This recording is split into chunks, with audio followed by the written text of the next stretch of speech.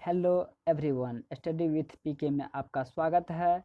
आज हम Bihar BEd entrance में जो टीचिंग एप्टीट्यूड शिक्षण अभिक्षमता के 25 क्वेश्चन आता है उसको देखेंगे।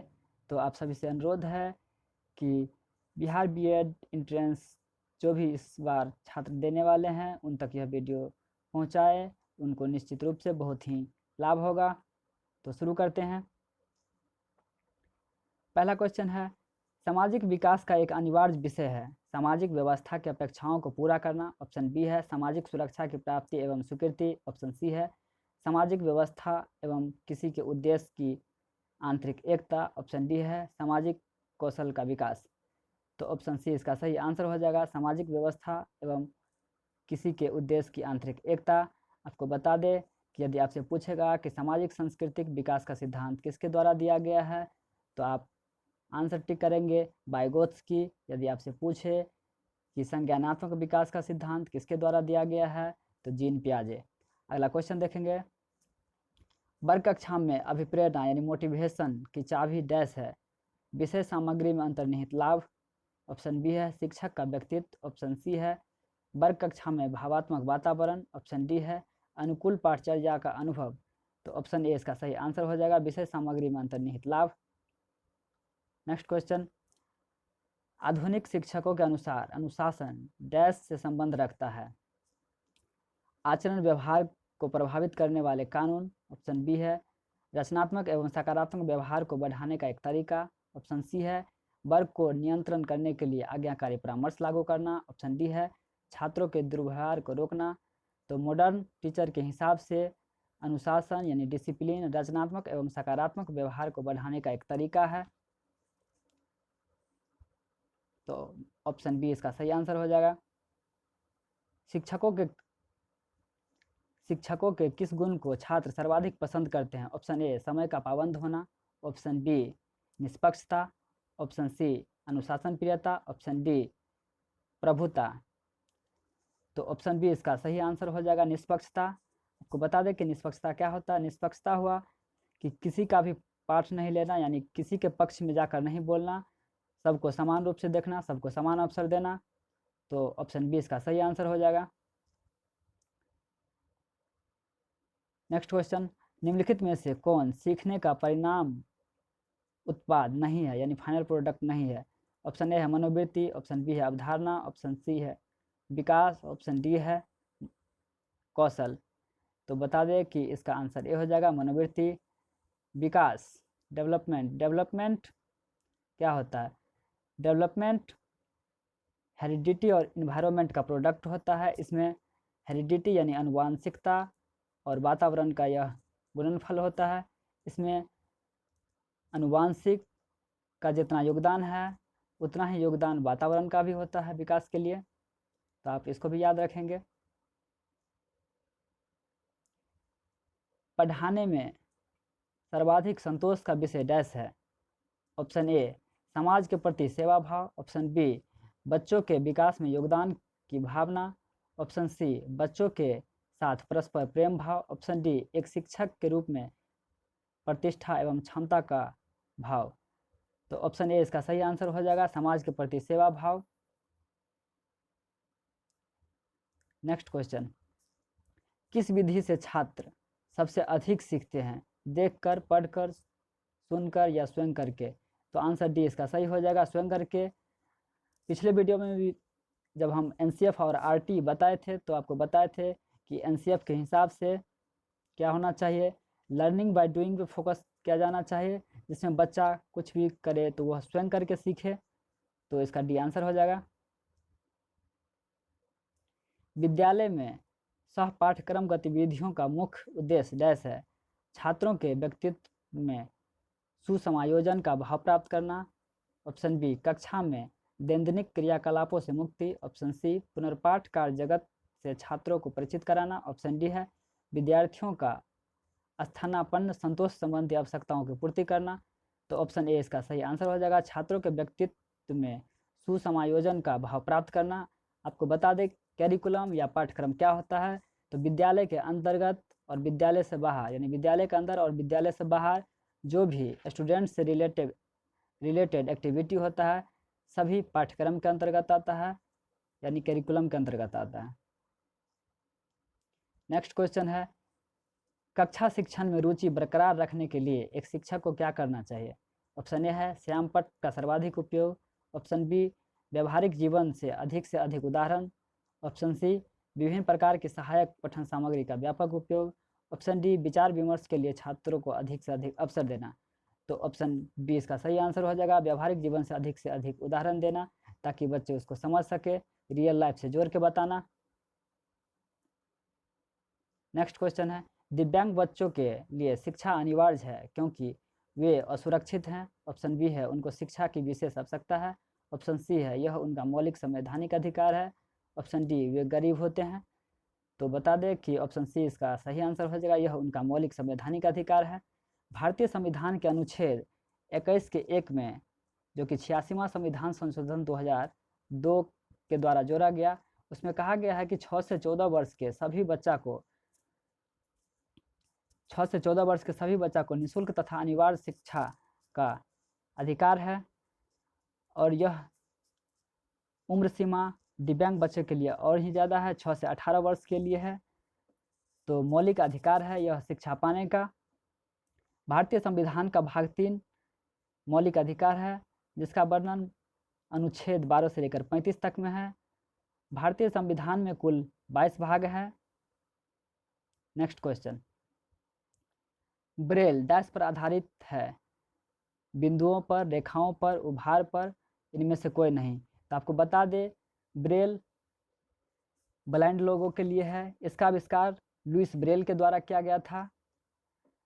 इसमें ब्लाइंड लोग अपने हाथ के उंगलियों से स्पर्श करके उभार को, ब्रेल लिपि को पढ़ते हैं। तो इसका सही आंसर हो जाएगा सी, यानी उभार।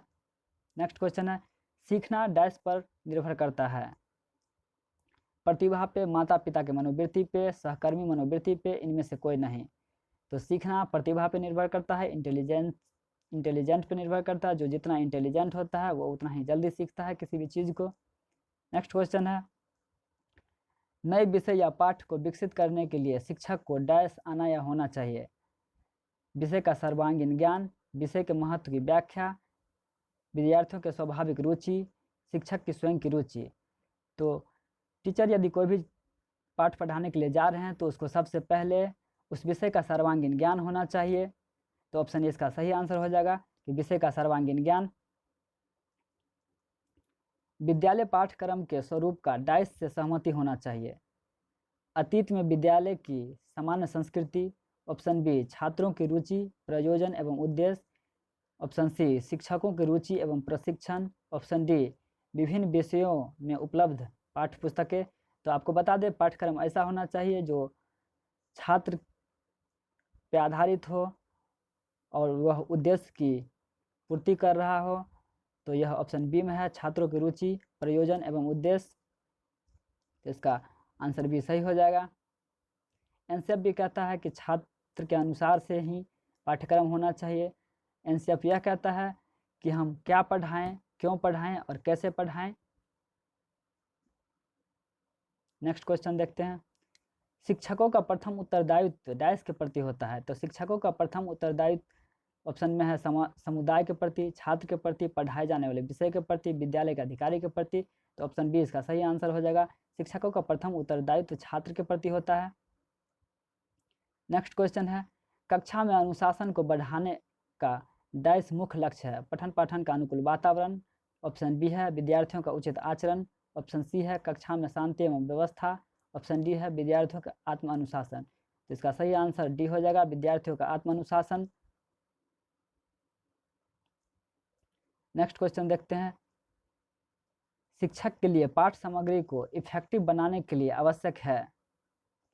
ऑप्शन ए विद्यार्थी के अनुभव से पाठ सामग्री को जोड़ना, इस तरह से प्रस्तुत करना कि विद्यार्थी उसे ग्रहण कर सके, ऑप्शन सी है पाठ सामग्री की सुव्यवस्थित प्रस्तुति, ऑप्शन डी है पाठ की साधारण एवं विस्तार से व्याख्या।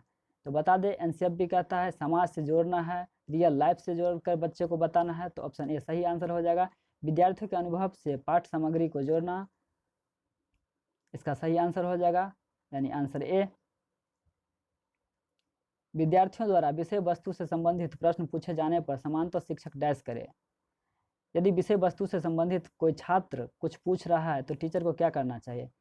ऑप्शन ए है बच्चों की जिज्ञासा को संतुष्ट करने के लिए स्पष्ट उत्तर देना चाहिए। ऑप्शन बी है पाठ्य पुस्तक अथवा अन्य संदर्भ ग्रंथ का निर्देश देना चाहिए। ऑप्शन सी दूसरे बच्चे को वही प्रश्न उत्तर के लिए देना। ऑप्शन डी है बच्चे को स्वयं उत्तर देने के लिए मदद करना। तो यदि आप एक शिक्षक हैं, यदि आपको कोई भी प्रश्न पूछ रहा है विषय वस्तु से संबंधित, तो आपको चाहिए कि उसकी जिज्ञासा को पूर्ण करने के लिए, उसको संतुष्ट करने के लिए सटीक आंसर दें, ना कि उसे यह कहे कि जाके ये किताब पढ़ लो, वो किताब पढ़ लो, या उसी क्वेश्चन को किसी और छात्र को आंसर देने के लिए कहे। तो इसका आंसर ए सही हो जाएगा। बच्चों की जिज्ञासा को संतुष्ट करने के लिए स्पष्ट उत्तर देना। नेक्स्ट क्वेश्चन, संख्या गलत पढ़ने वाले बच्चों में कौन सी दिव्यांगता होती है? तो जो बच्चा गलत पढ़ता है उसमें डिसलेक्सिया होता है। इसमें क्या होगा, जैसे कि 100 को वाज पढ़ेगा, गॉड को डॉग पढ़ेगा। तो इस प्रकार से इसका आंसर बी हो जाएगा, डिसलेक्सिया।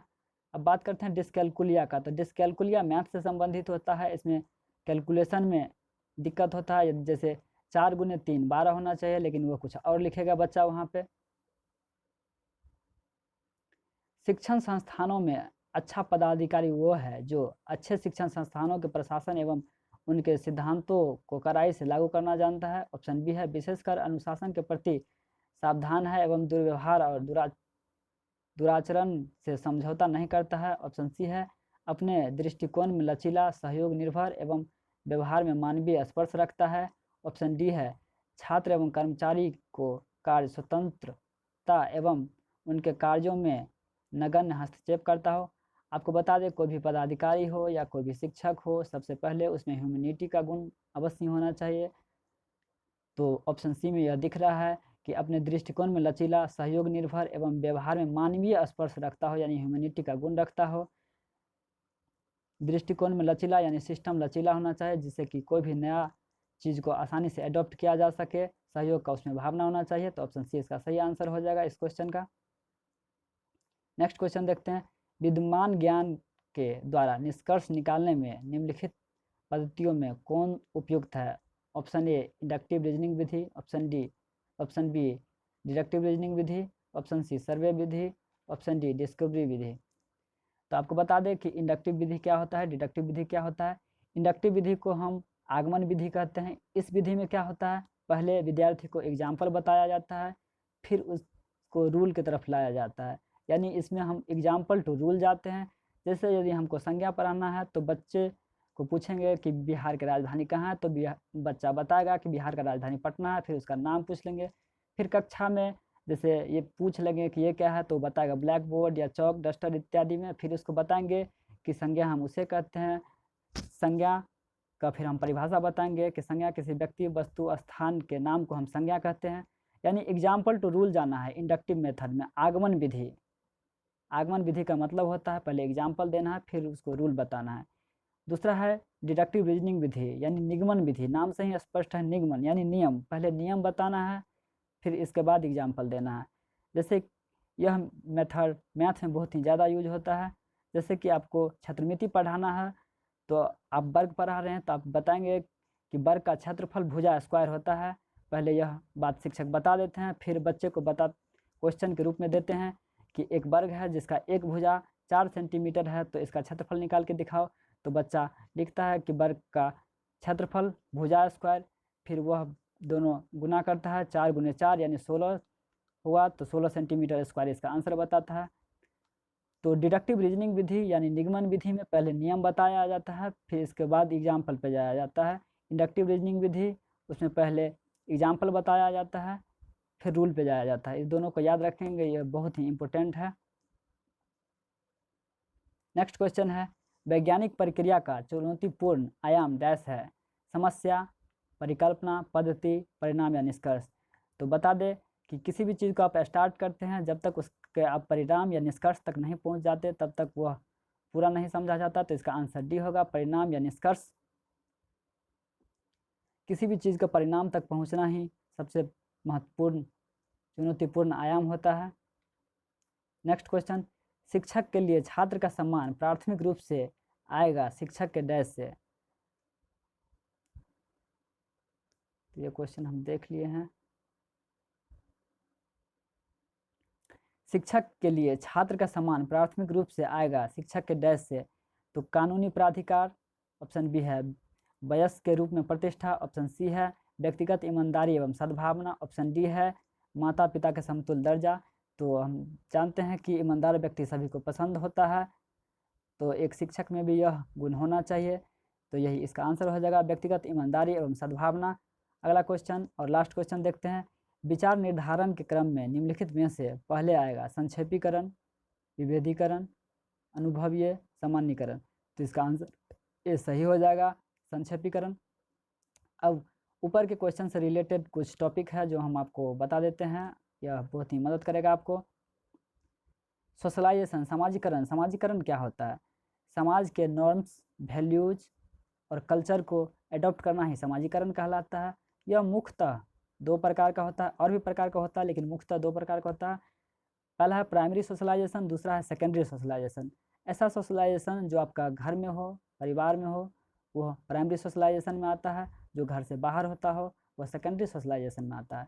प्राइमरी सोशलाइजेशन इनफॉर्मल होता है, अनौपचारिक होता है। सेकेंडरी सोशलाइजेशन फॉर्मल होता है। इसके बाद हम अधिगम कुछ अक्षमता है, जो ऊपर में एक क्वेश्चन देखे थे अधिगम अक्षमता से यानी लर्निंग डिसेबिलिटी से, उसको देख लेंगे।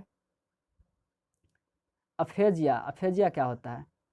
अफेजिया होता है भाषा एवं संप्रेषण अधिगम अक्षमता, यानी किसी का भाषा एवं संप्रेषण अधिगम अक्षमता है तो वो अफेजिया कहलाएगा। इसके बाद है डिस्फेजिया। डिस्फेजिया आता है बातचीत करने में अक्षमता। देखते हैं गांव घर में कुछ लोग अच्छा से बातचीत नहीं कर पाते हैं, तो उसे लोग कहते हैं कि इसका फेज उड़ गया है, यानी डिस्फेज हो गया है।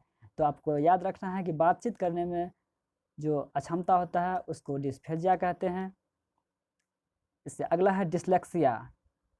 डिसलेक्सिया पठन विकार होता है, यानी रीडिंग डिसऑर्डर। सौ को वाज पढ़ेगा, गॉड को डॉग पढ़ेगा, तो डिसलेक्सिया पठन विकार हुआ। डिस्फेजिया बातचीत करने में अक्षमता हुआ। एफेजिया भाषा एवं संप्रेषण अधिगम अक्षमता हुआ। नेक्स्ट है अप्रेक्सिया। अप्रेक्सिया तंत्रिका तंत्र संबंधी विकार इसके अंतर्गत आता है। डिस्ग्राफिया यह लिखने संबंधी है। डिस्कैलकुलिया यह मैथ से संबंधित है, यानी कैलकुलेशन से संबंधित है। जैसे किसी बच्चा को 4 गुने 3 करना है तो वह 12 नहीं लिखकर कुछ और लिखेगा। डिस्मोर्फिया इसमें मन में भ्रम होता है और शरीर के अंग बहुत छोटे या अपूर्ण होते हैं। डिस्प्रैक्सिया इसमें गतिक कौशल में निर्योग्यता होता है। तो इसमें 3-4 इंपॉर्टेंट है जो हम बता देते हैं, उसे आप लिख लीजिएगा और याद रखिएगा, निश्चित रूप से आपको मदद करेगा एग्जाम में। अफेजिया इसमें भाषा एवं संप्रेषण अधिगम अक्षमता होता है। डिस्फेजिया इसमें बातचीत करने में अक्षमता होता है। इसके बाद आपको याद रखना है डिस्ग्राफिया यह लिखने संबंधी विकार है। इसके बाद है डिस्कैलकुलिया यह मैथ से संबंधित विकार है। और एक शायद छूट गया था डिसलेक्सिया, यह पठन विकार है, इसे भी आप ध्यान में रखेंगे। अब आगे देखते हैं हम RPWD एक्ट, जो कि 2016 में आया था। RPWD यानी the right of person with disability, यानी दिव्यांग व्यक्ति के लिए एक एक्ट आया था 2016 में, जो कि 15 जून 2017 को लागू हुआ। इससे पहले भी इससे संबंधित एक एक्ट था जिसे PWD एक्ट कहा गया, यानी पर्सन विथ डिसेबिलिटी, जो कि 1995 में आया था। इसमें 7 प्रकार का डिसेबिलिटी का बात किया गया था, लेकिन वर्तमान में डिसेबिलिटी जो RPWD एक्ट है इसमें वर्तमान में 21 डिसेबिलिटी का बात किया गया है, जिसमें से कुछ महत्वपूर्ण डिसेबिलिटी है जिसको हम देख लेंगे। ब्लाइंडनेस यानी अंधा, लो विजन यानी कम दिखता हो, हेयरिंग इम्पेयरमेंट यानी आप जिसको बहरा कह सकते हैं या कम सुनाई देता हो, डॉर्फिज्म यानी बौनापन, एसिड अटैक विक्टिम यानी किसी पे एसिड अटैक हो गया हो तो इसको भी इस डिसेबिलिटी में शामिल किया गया है। Parkinson disease. इसके बाद हीमोफीलिया। बता दें कि हीमोफीलिया ऐसा रोग होता है जिसमें यदि व्यक्ति को कट जाए तो खून बहना बंद ही नहीं होता है, इसको रॉयल डिजीज भी कहा जाता है। इसके बाद नेक्स्ट है स्पीच एंड लैंग्वेज डिसेबिलिटी, यानी किसी को बोलने में दिक्कत है तो भी। अब सेरेब्रल पाल्सी, तो 21 डिसेबिलिटी है जिसमें से जो महत्वपूर्ण है उसको हम बता दिए हैं। और बता दें कि सर्व शिक्षा अभियान जो कि 2000 और 2001 में आया था। कुछ विधि है प्रश्नोत्तर विधि, जैसे प्रश्नोत्तर विधि प्लेटो के द्वारा लाया गया, जो कि अरस्तु के गुरुजी थे, शिक्षक थे। आगमन निगमन विधि, जो कि ऊपर में हम समझे हैं। आगमन विधि यानी एग्जाम्पल टू रूल जाना, निगमन विधि यानी रूल टू एग्जाम्पल जाना, यह अरस्तु के द्वारा दिया गया था, जो कि अरस्तु प्लेटो के शिष्य थे। लुइस ब्रेल 1830 ईस्वी में ब्रेल लिपि का आविष्कार किए थे, यह उभार पर आधारित है। मध्याह्न भोजन की शुरुआत 15 अगस्त 1995 को तमिलनाडु से हुआ था। आपको हम बता ही दिए कि आगमन विधि यानी inductive method example to rule जाता है, निगमन विधि डिडक्टिव मेथड होता है, यह रूल टू एग्जाम्पल जाता है। तो दोस्तों, यदि आपको अच्छा लगे तो इस चैनल को लाइक करें, सब्सक्राइब करें और ज़रूरतमंद व्यक्तियों तक इस वीडियो का अवश्य पहुँचाएँ। इसके लिए मैं सदा आपका आभारी रहूँगा। Thank you, keep learning, keep watching. धन्यवाद। पूरा वीडियो देखने के लिए आप सभी को तहे दिल से बहुत बहुत धन्यवाद। Thank you.